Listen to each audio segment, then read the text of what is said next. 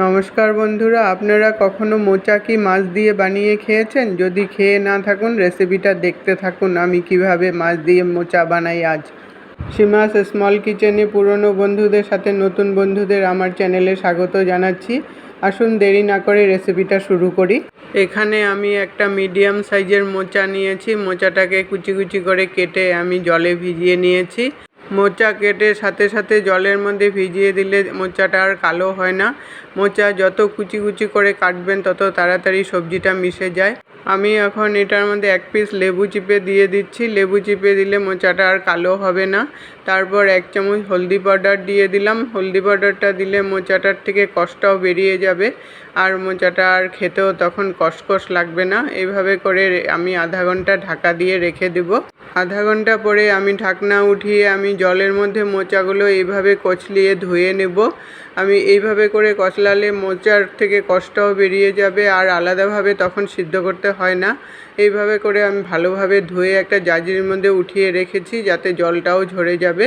আমি এখন 2 মিনিটের মতো এইভাবে করে রেখে দেব। এখন আমি এখানে একটা পেঁয়াজ নিয়েছি, 1 ইঞ্চির মতো আদা নিয়েছি আর 4-5টা কাঁচা লঙ্কা নিয়েছি। ঝালটা আপনাদের টেস্ট অনুসারে দিতে পারবেন।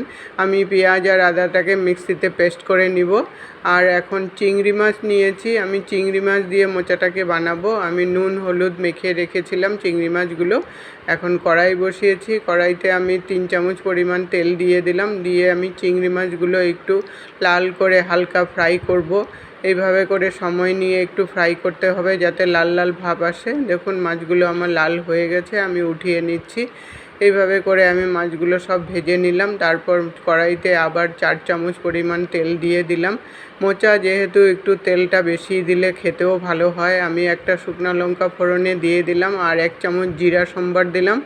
দিয়ে আমি একটা তেজপাতা দিয়ে দিলাম। দিয়ে একটু ভাজা ভাজা করলাম। তারপর একটা মিডিয়াম সাইজের আলু টুকরো টুকরো করে নিয়েছি, ওটাকে দিয়ে দিলাম। দিয়ে একটু হালকা লাল করে ফ্রাই করব সময় নিয়ে। তারপর এটাকে ফ্রাই হয়ে গেছে, আমি তারপর আদা আর পেঁয়াজের পেস্টটাকে দিয়ে দিলাম। দিয়ে কিছুক্ষণ ধরে আমি ফ্রাই করব। 1 চামচ হলদি পাউডার দিলাম, 1 চামচ জিরা পাউডার দিলাম আর আধা চামচ ধনে পাউডার দিলাম। দিয়ে 1 চামচ কাশ্মীরি চিলি পাউডার দিয়ে আমি মশলাটাকে ভালোভাবে এখন ফ্রাই করব। যতক্ষণ না তেলটা উপরে চলে আসে ততক্ষণ ধরে মশলাটাকে ফ্রাই করতে হবে। দেখুন মশলাটা মোটামুটি ফ্রাই হয়ে আসছে। এখন আমি মোচাগুলোকে জাজরির থেকে ঢেলে মশলার সাথে ভালো করে মিক্স করে নেব। আমার চ্যানেলে যদি আপনি নতুন বন্ধু হয়ে থাকেন চ্যানেলটাকে সাবস্ক্রাইব করে পাশে থাকা বেল আইকনটাকে ক্লিক করে অল অপশানে ক্লিক করে রাখবেন সবার আগে নোটিফিকেশন পাওয়ার জন্য। আমি স্বাদ অনুসারে নুন দিয়ে দিলাম আর একটু মিষ্টি দিয়ে দিলাম। আর মোচা যেহেতু একটু মিষ্টি মিষ্টিও ভাব আসবে, এইভাবে করে সব মিশিয়ে আমি 5 মিনিটের জন্য সিমে করে ঢাকা দিয়ে রেখে দেব। রেখে দিলে মোচাটাও সিদ্ধ হয়ে যাবে আর আলুটাও সিদ্ধ হয়ে যাবে। দেখুন আলুটা আমার মোটামুটি সিদ্ধ হয়ে গেছে।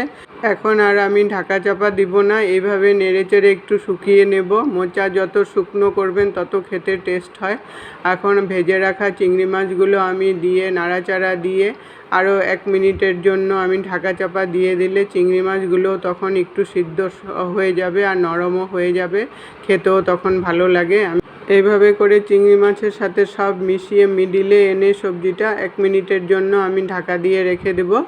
1 মিনিট পরে ঢাকা চাপাটাকে উঠালাম। উঠিয়ে তারপর দেখুন আমার সব চিংড়ি মাছগুলো মিশে গেছে ভালো করে। খুবই আপনারা মোচা হয়তো অনেকভাবেই খেয়েছেন, এইভাবে একবার বাড়িতে বানিয়ে খেয়ে দেখবেন, খুবই ভালো লাগে। আর 1 চামচ আমি গরম মশলা দিলাম। দিয়ে চারিদিকে মিশিয়ে নিলাম ভালো করে। মিশিয়ে আমি ঢাকা চাপা দিয়ে নামিয়ে নিলেই রেসিপিটা একদম রেডি হয়ে গেল। আজ আমি চিংড়ি মাছ দিয়ে মোচার ঘন্ট বানালাম। রেসিপিটা কেমন লাগলো বন্ধুরা কমেন্ট করে জানাবেন। যদি ভালো লেগে থাকে লাইক দিয়ে শেয়ার করে সবাইকে দেখার সুযোগ করে দিবেন। এতক্ষণ সঙ্গে থাকার জন্য আপনাদেরকে অসংখ্য অসংখ্য ধন্যবাদ। আবার দেখা হবে নতুন রেসিপির সাথে।